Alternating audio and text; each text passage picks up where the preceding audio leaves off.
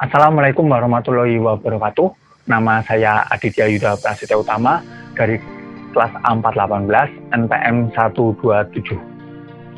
Saya di sini akan menjelaskan tentang model pembelajaran curah pendapat. Nah, apa itu model pembelajaran curah pendapat? Model pembelajaran curah pendapat adalah suatu bentuk diskusi dalam rangka menghimpun gagasan, pendapat, informasi, pengetahuan, pengalaman dari semua peserta. Berbeda dengan diskusi, di mana gagasan dari seseorang dapat ditanggapi, didukung, dilengkapi, dikurangi, atau tidak pun disepakati oleh peserta lain.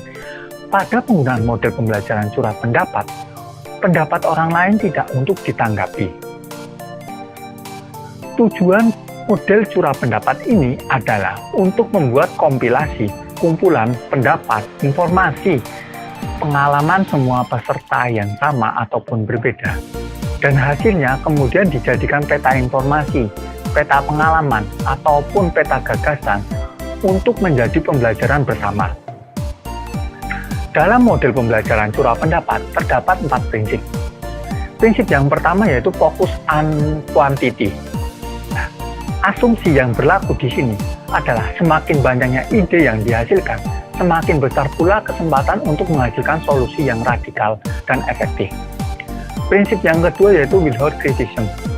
Dalam model pembelajaran curah pendapat, kritikan atas ide yang muncul akan ditunda. Penilaian dilakukan di akhir sesi.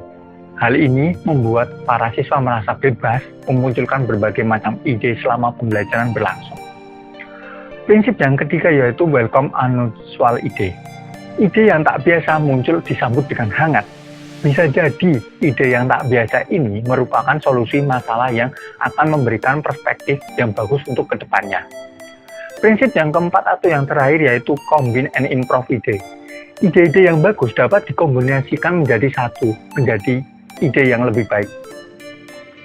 Nah, dalam model pembelajaran curah pendapat, tugas guru yaitu memberikan masalah yang mampu merangsang pikiran siswa sehingga mereka tertarik untuk menanggapinya. Tugas yang kedua yaitu tidak boleh mengomentari atau mengevaluasi bahwa pendapat yang dikemukakan oleh siswa itu salah atau benar. Tugas yang ketiga yaitu guru tidak perlu menyimpulkan permasalahan yang telah ditanggapi siswa. Jadi guru tidak perlu menyimpulkan langsung, nanti di akhir. Tugas yang keempat yaitu guru hanya menampung semua pernyataan pendapat siswa dan memastikan semua siswa di dalam kelas mendapatkan giliran. Jadi semua siswa di dalam kelas harus mendapatkan giliran untuk menyatakan pendapat ataupun gagasan. Tugas yang kelima yaitu memberikan pertanyaan untuk memancing siswa yang kurang aktif menjadi tertarik. Jadi, jika ada siswa yang kurang aktif, guru itu harus memberikan pertanyaan untuk memancing siswa agar siswa itu menyatakan pendapat ataupun gagasannya. Nah, setelah tugas guru yaitu sekarang tugas siswa. Tugas siswa dalam pelaksanaan model pembelajaran curah pendapat yaitu yang pertama, menanggapi masalah dengan mengemukakan pendapat, komentar, bisa mengajukan pertanyaan, ataupun mengemukakan masalah baru. Tugas siswa yang kedua yaitu belajar dan melatih merumuskan pendapatnya dengan bahasa dan kalimat yang baik. Jadi, untuk memberikan gagasan atau pendapat siswa juga harus menggunakan bahasa yang baik.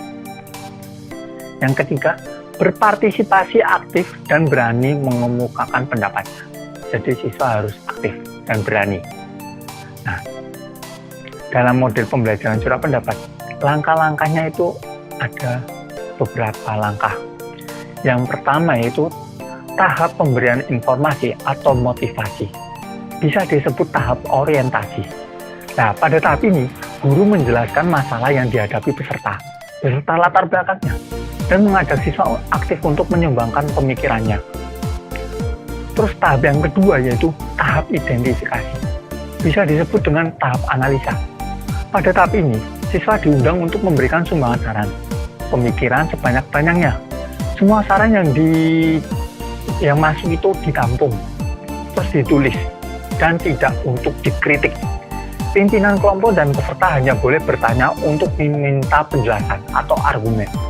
Hal ini agar kreativitas siswa tidak terhambat.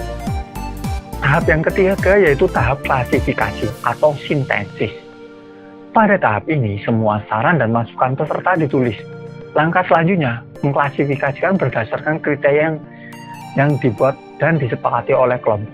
Klasifikasi ini bisa berdasarkan struktur atau faktor-faktor yang lain. Terus tahap selanjutnya yaitu tahap keempat atau tahap verifikasi. Nah, pada tahap ini, kelompok secara bersamaan melihat kembali sumbangan saran yang sumbangan saran itu telah diklasifikasikan. Tiap sumbangan saran diuji relevansinya dengan permasalahannya. Apabila terdapat sumbangan saran yang sama, diambil salah satunya. Jika ada sumbangan saran yang tidak relevan, bisa dicoret dan diberikan kepada pemberi sumbangan saran yang tadi yang dicoret itu untuk dimintai argumentasinya. Terus tahap yang terakhir yaitu tahap konklusi atau penyepakatan.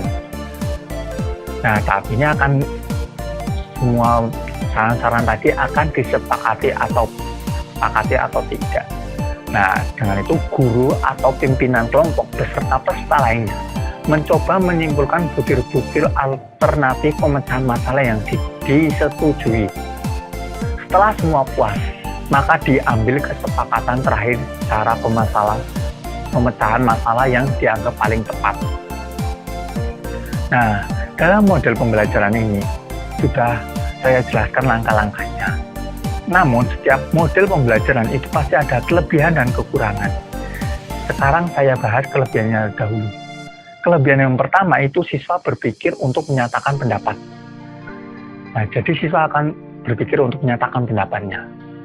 Nah, kelebihan yang kedua yaitu melatih siswa untuk berpikir dengan cepat dan tersusun logis. Kelebihan yang ketiga, merangsang siswa untuk selalu siap berpendapat yang berhubungan dengan masalah yang diberikan oleh guru.